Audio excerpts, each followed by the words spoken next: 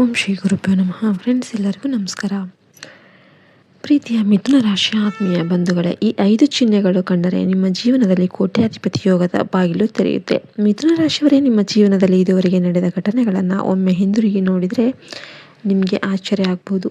ಎಷ್ಟೋ ಬಾರಿ ಎಲ್ಲವೂ ಸರಿಯಾಗಿದೆ ಅಂದುಕೊಂಡ ಕ್ಷಣದಲ್ಲೇ ಹೊಸ ಸಮಸ್ಯೆ ಎದುರಾಗಿರಬಹುದು. ನಂಬಿದವರಿಂದ ನಿರಾಸೆ. ಎಲ್ಲರೊಂದಿಗೆ ಮಾತನಾಡುತ್ತಾ ಇದ್ರೂ ಕೂಡ ಒಳಗೆ ನಿಮ್ಮದೇ ಆದ ಹೋರಾಟವನ್ನು ನಡೆಸಿರಬಹುದು. ಕೆಲವೊಮ್ಮೆ ನನ್ನ ಜೀವನದಲ್ಲಿ ಒಳ್ಳೆಯ ಸಮಯ ಯಾವಾಗ ಬರುತ್ತೆ ಅಂತ ಪ್ರಶ್ನೆ ಕೂಡ ನಿಮ್ಮ ಮನಸ್ಸಿನಲ್ಲಿ ಮೂಡಿರಬಹುದು. ಆದರೆ ಮಿಥುನ ರಾಶಿಯವರೇ, ನೀವು ಅನುಭವಿಸಿದ ಪ್ರತಿಯೊಂದು ಕಷ್ಟ ಕೂಡ ನಿಮ್ಮನ್ನು ಸೋಲಿಸಲು ಬಂದಿಲ್ಲ.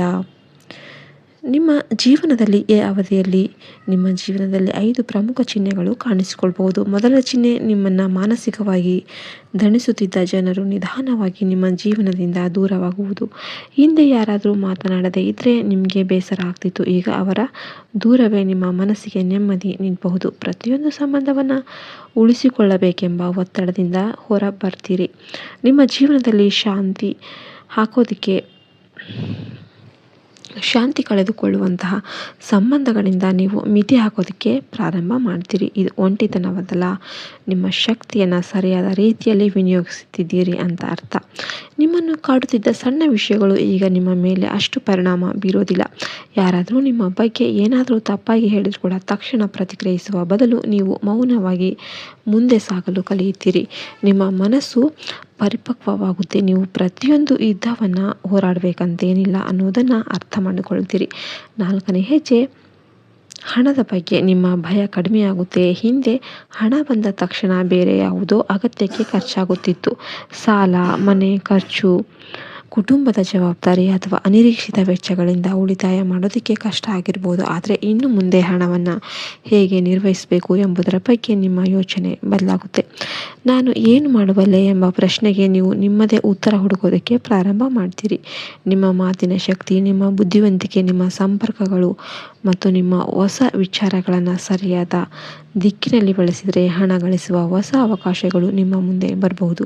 ಮಿಥುನ ರಾಶಿಯವರಿಗೆ ಸಂವಹನ, ಜ್ಞಾನ, ವ್ಯಾಪಾರ, ಬರವಣಿಗೆ, ಮಾರಾಟ, ಮಾಧ್ಯಮ, ಆನ್ಲೈನ್ ಕೆಲಸ, ಶಿಕ್ಷಣ ಅಥವಾ ಜನರೊಂದಿಗೆ ಸಂಪರ್ಕ ಹೊಂದಿರುವ ಕ್ಷೇತ್ರಗಳಲ್ಲಿ ಹೊಸ ಅವಕಾಶಗಳು ಸಿಗುತ್ತೆ. ನೀವು ಯೋಚನಾ ವಿಧಾನವನ್ನು ಬದಲಾಯಿಸುವ ಸಾಧ್ಯತೆ ಕೂಡ ಇದೆ. ಆ ವ್ಯಕ್ತಿ ನಿಮ್ಮಲ್ಲಿರುವ ಪ್ರತಿಭೆಯನ್ನು ಗುರುತಿಸಬಹುದು ಅಥವಾ ನೀವು ನೋಡದ ಒಂದು ಅವಕಾಶವನ್ನು ತೋರಿಸಬಹುದು. ಆದರೆ ನಂಬಿಕೆಯನ್ನು ನಿಧಾನವಾಗಿ ಬೆಳೆಸಿಕೊಳ್ಳಿ.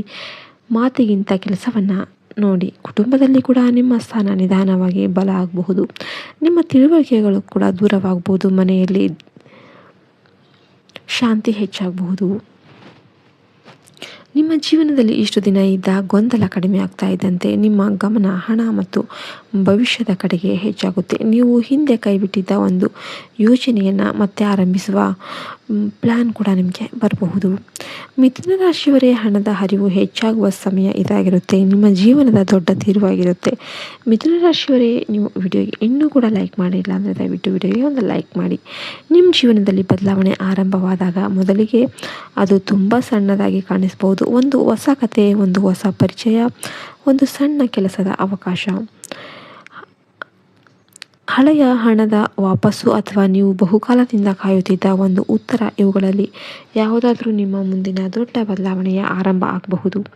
ಆದ್ದರಿಂದ ಸಣ್ಣ ಅವಕಾಶಗಳನ್ನು ನಿರ್ಲಕ್ಷ್ಯ ಮಾಡಬೇಡಿ. ಆದರೆ ಪ್ರತಿಯೊಂದು ಅವಕಾಶವನ್ನು ಕೂಡ ಪರಿಶೀಲಿಸುವುದು ಅತ್ಯಗತ್ಯ. ತಕ್ಷಣ ಹಣ ಸಿಗುತ್ತೆ ಎಂಬ ಮಾತನ್ನು ಕೇಳಿ ಆತುರದಿಂದ ನಿರ್ಧಾರ ತೆಗೆದುಕೊಳ್ಳಬೇಡಿ. ಹಣವನ್ನು ಗಳಿಸುವುದಕ್ಕಿಂತ ಅದನ್ನು ಉಳಿಸುವುದು ಮತ್ತು ಸರಿಯಾದ ರೀತಿಯಲ್ಲಿ ಬೆಳೆಸೋದು ಮುಖ್ಯವಾಗಿರುತ್ತೆ. ನಿಮ್ಮ ಆದಾಯ ಹೆಚ್ಚಾದಾಗ ನಿಮ್ಮ ಖರ್ಚು ಕೂಡ ಅದೇ ಪ್ರಮಾಣದಲ್ಲಿ ಹೆಚ್ಚಾಗದಂತೆ ನೋಡಿಕೊಳ್ಳಿ.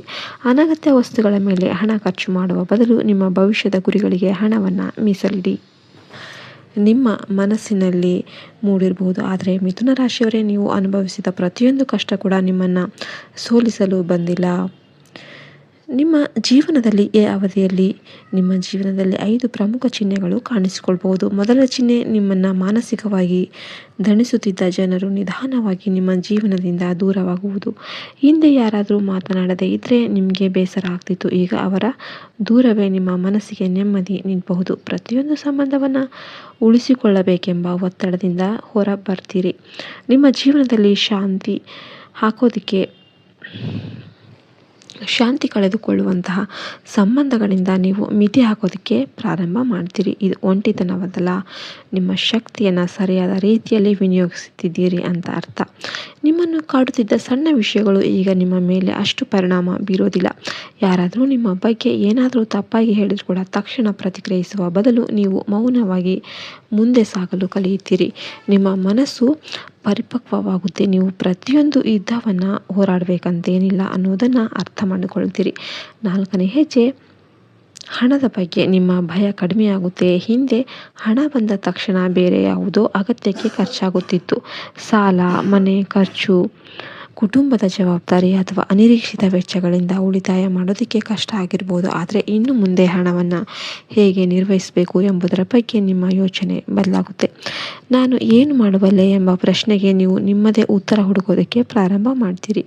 ನಿಮ್ಮ ಮಾತಿನ ಶಕ್ತಿ, ನಿಮ್ಮ ಬುದ್ಧಿವಂತಿಕೆ, ನಿಮ್ಮ ಸಂಪರ್ಕಗಳು ಮತ್ತು ನಿಮ್ಮ ಹೊಸ ವಿಚಾರಗಳನ್ನು ಸರಿಯಾದ ದಿಕ್ಕಿನಲ್ಲಿ ಬಳಸಿದರೆ ಹಣ ಗಳಿಸುವ ಹೊಸ ಅವಕಾಶಗಳು ನಿಮ್ಮ ಮುಂದೆ ಬರಬಹುದು. ಮಿಥುನ ರಾಶಿಯವರಿಗೆ ಸಂವಹನ, ಜ್ಞಾನ, ವ್ಯಾಪಾರ, ಬರವಣಿಗೆ, ಮಾರಾಟ, ಮಾಧ್ಯಮ, ಆನ್ಲೈನ್ ಕೆಲಸ, ಶಿಕ್ಷಣ ಅಥವಾ ಜನರೊಂದಿಗೆ ಸಂಪರ್ಕ ಹೊಂದಿರುವ ಕ್ಷೇತ್ರಗಳಲ್ಲಿ ಹೊಸ ಅವಕಾಶಗಳು ಸಿಗುತ್ತೆ. ನೀವು ಯೋಚನಾ ವಿಧಾನವನ್ನು ಬದಲಾಯಿಸುವ ಸಾಧ್ಯತೆ ಕೂಡ ಇದೆ. ಆ ವ್ಯಕ್ತಿ ನಿಮ್ಮಲ್ಲಿರುವ ಪ್ರತಿಭೆಯನ್ನು ಗುರುತಿಸ್ಬೋದು ಅಥವಾ ನೀವು ನೋಡದ ಒಂದು ಅವಕಾಶವನ್ನು ತೋರಿಸ್ಬೋದು. ಆದರೆ ನಂಬಿಕೆಯನ್ನು ನಿಧಾನವಾಗಿ ಬೆಳೆಸಿಕೊಳ್ಳಿ. ಮಾತಿಗಿಂತ ಕೆಲಸವನ್ನು ನೋಡಿ. ಕುಟುಂಬದಲ್ಲಿ ಕೂಡ ನಿಮ್ಮ ಸ್ಥಾನ ನಿಧಾನವಾಗಿ ಬಲ ಆಗಬಹುದು. ನಿಮ್ಮ ತಿಳುವಳಿಕೆಗಳು ಕೂಡ ದೂರವಾಗಬಹುದು. ಮನೆಯಲ್ಲಿ ಶಾಂತಿ ಹೆಚ್ಚಾಗಬಹುದು. ನಿಮ್ಮ ಜೀವನದಲ್ಲಿ ಇಷ್ಟು ದಿನ ಇದ್ದ ಗೊಂದಲ ಕಡಿಮೆ ಆಗ್ತಾ ಇದ್ದಂತೆ ನಿಮ್ಮ ಗಮನ ಹಣ ಮತ್ತು ಭವಿಷ್ಯದ ಕಡೆಗೆ ಹೆಚ್ಚಾಗುತ್ತೆ. ನೀವು ಹಿಂದೆ ಕೈಬಿಟ್ಟಿದ್ದ ಒಂದು ಯೋಜನೆಯನ್ನು ಮತ್ತೆ ಆರಂಭಿಸುವ ಪ್ಲ್ಯಾನ್ ಕೂಡ ನಿಮಗೆ ಬರಬಹುದು.